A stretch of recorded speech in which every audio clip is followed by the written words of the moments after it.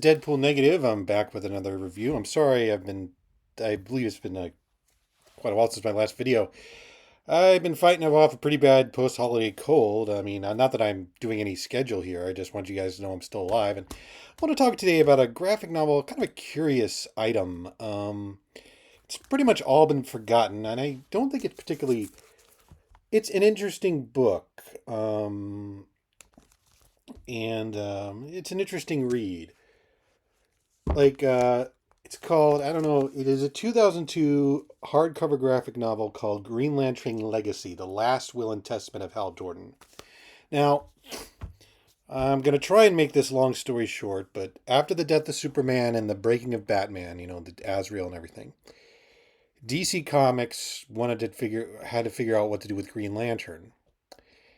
And at the time, the writer Geoff Johns had pitched this storyline that was very continuity heavy. I remember the ad. There was a ad with the Guardians and the I forget some race they were breeding with. Well, basically what happened was, you can find it online. George Jones pitched a continuity heavy storyline that would. What was the ad? The ad read, "We killed Superman. We broke Batman. Green Lantern is next."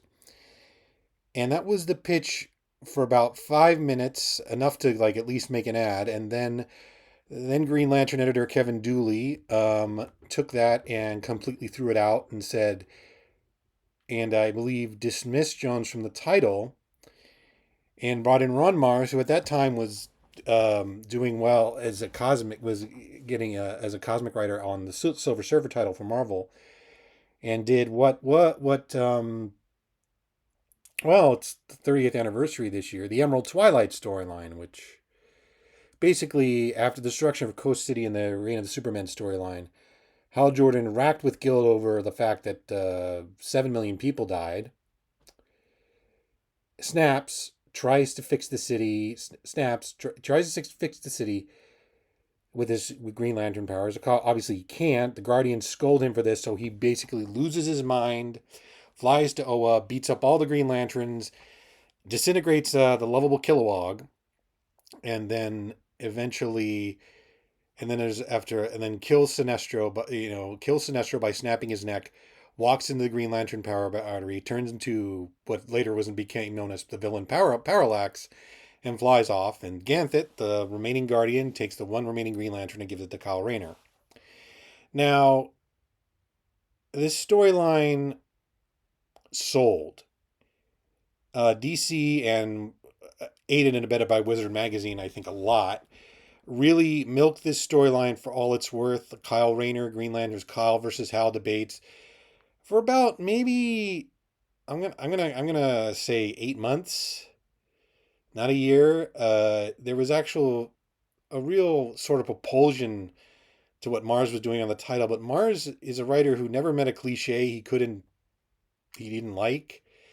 And so he just kind of would start repeating storylines pretty often. And yes, that's where the infamous women in refrigerators happen. We're not here to talk about the Kyle Rayner stuff, but a lot of fans, and I mean, a significant amount, were perturbed by their hero Hal Jordan going crazy, seeming on a whim. It's funny.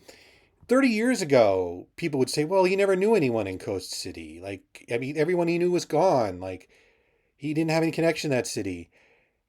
But today, with the way the world is, the idea of a city just getting wiped out is not entirely implausible in the real world. Not entirely implausible. I mean, it's highly unlikely, but and I think if you did this storyline today, people would actually be appreciative of like, oh wow, someone's actually dealing with this mass casualty event and they're actually traumatized by it. There are consequences to killing 6-7 million people in one go, and so etc. But anyway, one of these people that is traumatized, not just by the events of the destruction of Coast City, which was, by the way, the cyborgs. Again, like there's so much to explain here to set this up. It's kind of weird. One of the people was Happy Kalmaku, excuse me, it's not Happy Kalmaku, Tom Kalmaku, Hal's best friend. See, I sometimes like call him Happy Kalmaku because I think of him as the Happy Hogan to Hal Jordan's Tony Stark, because I don't want to call him by that other word that Darwin Cook swears was not Hal's idea. Oh, I have something to say about that, but I'm not going to. Anyway, Tom Kalmaku was Green Lantern's sidekick in the early Silver Age. He was kind of rotated out of the book during the 80s and was kind of pretty much all but forgotten by the time the Emerald Twilight storyline around. And I don't really recall if he ever showed up during the Mars years. By the time Green Lantern Legacy came out, Mars had been off the book for 2 years and was replaced by Judd Winnick. But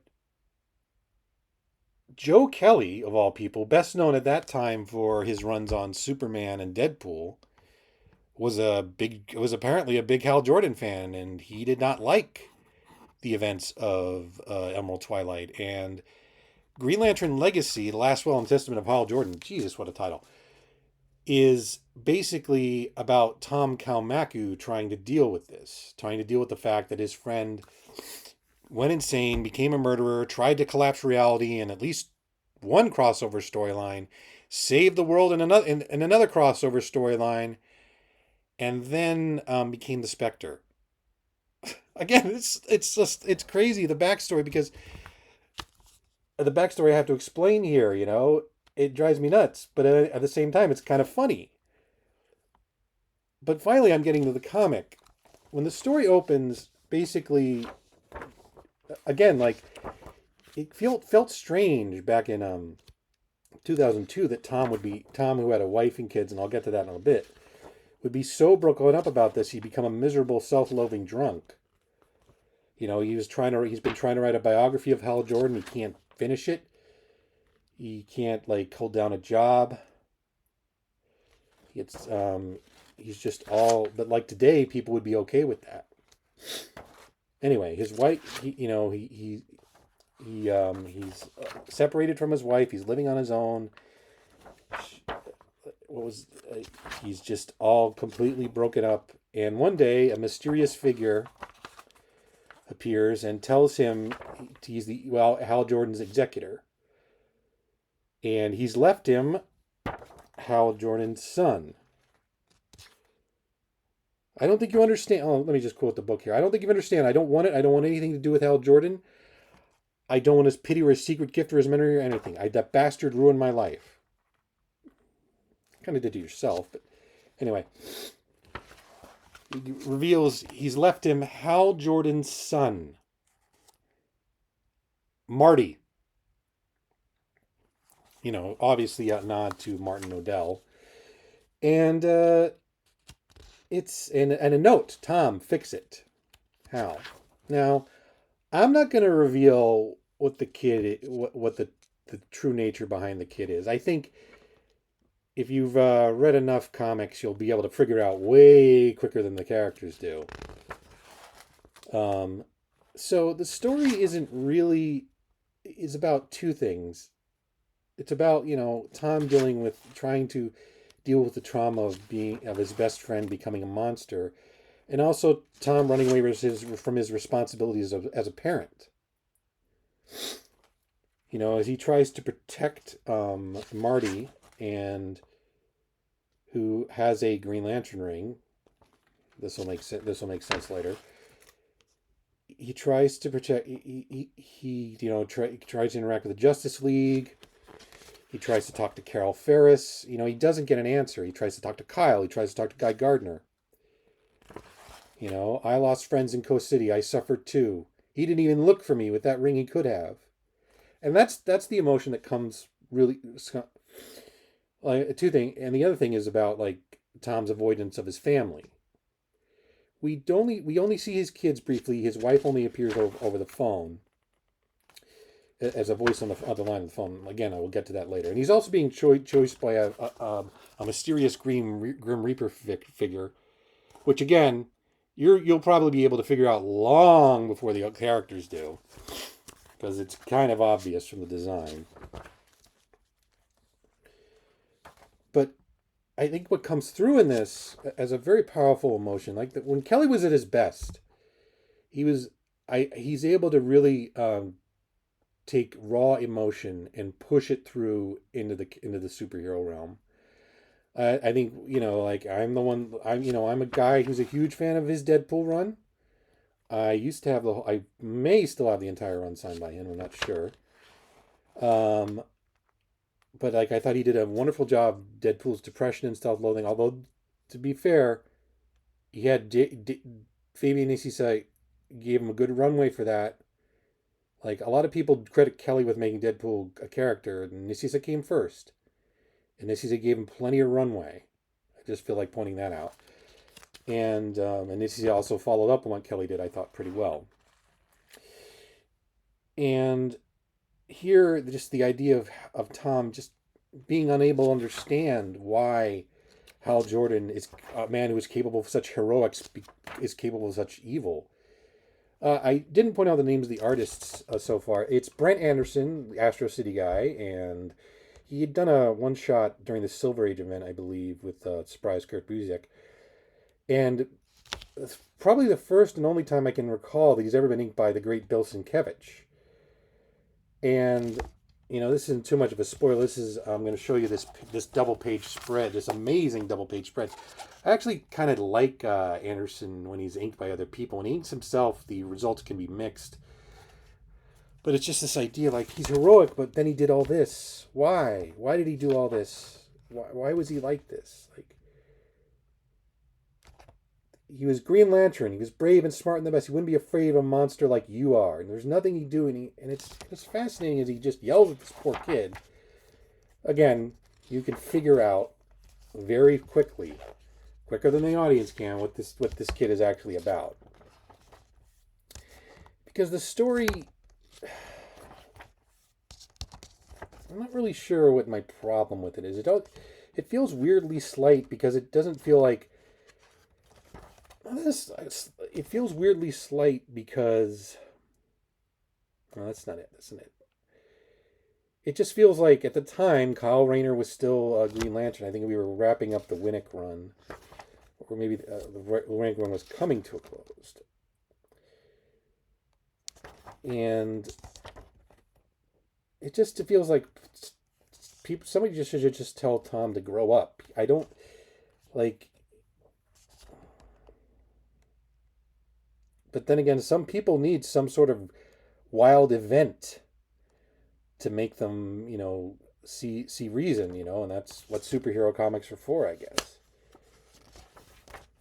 It feels like it's just something that it's being done not to really move the character forward, but to just clear up something that needs to be cleared up.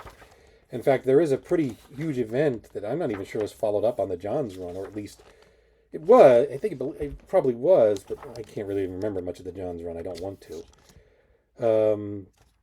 But it was, Johns walked back a lot of what had been done during the Mars run to Hal Jordan and the Green Lantern Corps. Pretty much hit the massive reset button. And what I think Kelly is trying to do here is to heal and move forward and not just push a reset button. Which is interesting. And again, it's filled with this beautiful art, and I admire it, but it just... Okay, I think what my biggest problem is at the end of the book, as I said, the story is about two things. And it's about Tom being able to deal with Hal's evil, and it's also about Tom running away from being a parent. And what happens at the end of the book is once everything is resolved, once, the true nature of Marty is revealed, Tom goes back home. Tom goes back home, and I won't spoil the final scene, but it's about him. Like, the idea is, can he embrace being a parent again? And what stuck in my craw is, what about being a husband? You don't really know anything about Tom's wife and kids. They're two little toddlers, a boy and a girl. You don't see the wife. You hear the wife. Tom, pick up. Tom, I haven't heard from you in a long time. I know this isn't about getting back together. the children were asking about you. And I'm thinking to myself, okay, Tom abandoned the story seems to be more about Tom abandoning his kids than the woman he married. It seems like she's a supporting player when she's part of this, when she's one of the leads. That's what Marriage and Family is. I mean, there's a lot of there's a lot of writers who seem to have this little undertone of, man, being a parent is great. This other person there, and like, I don't know anything about Kelly's personal life. I don't want to know, but it always just bothered me that, like, the real challenge, the real heroism is being a dad. I'm like, yeah. And what about being a husband? It didn't make any sense to me. It's, again, it's weird. When I talk about these comics, like, I'm trying to figure out, like, what it is that bothers me, and it's that it kind of just ruins the whole thing for me, since I think, again, they take too long to get to the point, because it's like a prestige. It's a 112-page prestige graphic novel. When you can figure out what Marty's true nature is really easily, and again, like, I was like, again, it's like he sees, like, Tom, when about being a parent, he's like, I was scared of the Batman. It's like, like, oh, like, being a parent is the greatest adventure of all. And I get it. What's also, and it's, so it's a very curious book, but I kind of want to recommend it just for the artwork. It's just funny because, like, 2 years after this came out, Rebirth happened, and all of this didn't matter anymore. This pain, because Geoff Johns fixed all of it, you know. But as a curiosity, if you're a fan of Joe Kelly, I would definitely check it out. It's a weird book. And I'm really not sure what to say about it anymore. So I'm going to sign off. Click and subscribe, hit the bell for notifications, whatever, and I'll talk to you later.